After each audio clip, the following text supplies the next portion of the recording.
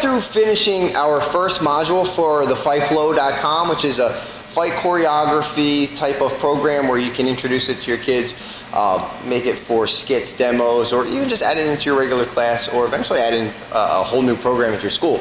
But I wanted to introduce you to Chris. We've known each other for, what, almost 20 years now. Long time. We used to compete back in the day. And I was just curious, like, how did you get into like the whole acting thing? Like, how did that start? Sure. The long short story is one time right here in my martial arts school, one of my black belts came in and his dad said they were looking for martial artists for a local movie. So I took myself and my daughter Mackenzie down and tried out for this movie, M. Night Shyamalan movie called The Last Airbender. Some of you may have seen it. Got cast in that film, played a Fire Nation soldier.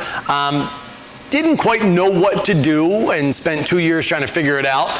Went to a stunt camp in New York and came back and did, then I was really into it then, did a bunch of films, The Dark Knight Rises, The Amazing Spider-Man, Silver Linings Playbook, bunch of TV shows, started to take acting lessons, got heavier into the stunts, and then started to get opportunities where now instead of being background or what they call special ability extra, actually being a credited stuntman on films like M. Night Shyamalan's The Visit. I stunt doubled Peter McRobbie, one of the main characters. Just completed Glass, which just came out recently. That's a more recent one. Video game, Red Dead Redemption, worked on that, did some motion capture work on that. So bunch of these kinds of things, and a couple speaking roles on some TV shows and in some films and whatnot, and it's just, you know, taking it just like we do in martial arts, taking it from the beginner level to the more advanced levels. So when you first started doing some of the stunt work or some of the acting work, when do they let you know whether you've made the cut?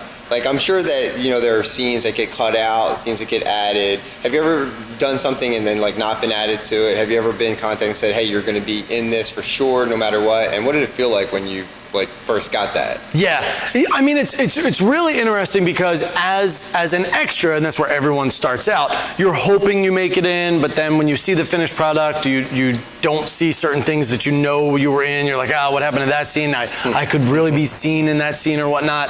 And then some people have had the unfortunate circumstance. A good friend of mine was in Creed 2, had a nice little role, went to see it with all his friends, and they cut his scene. And the guy's a phenomenal actor. I felt so bad for him. But it's just part of the business. That kind of stuff happens. I'm pretty sure I've been fairly fortunate since I've been doing the stunt work and whatnot that I've nothing's hit the cutting room floor, so that's kind of been good. But that feeling that you get when you're cast for a film or cast for a TV show, I mean, for me, it's second to none. I mean, it's an incredible feeling, and it's what you're working towards, right? It's like when you know you're ready to test for that black belt finally, and then you achieve that black belt. It's that comparable feeling. So you recently just did Glass. Yes, sir. If I was to, I haven't watched it yet. It's good. Go see it. Where, like, what am I looking for? Like, where can I find you? Like, what? Do you know how much am I able to say? So there's a scene in the basement of this institution, we'll say.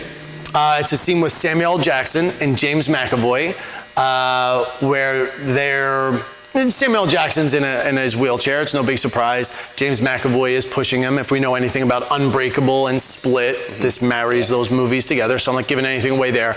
But James McAvoy is pushing Samuel L. Jackson, and in front of him are these three kind of fumbling security guards.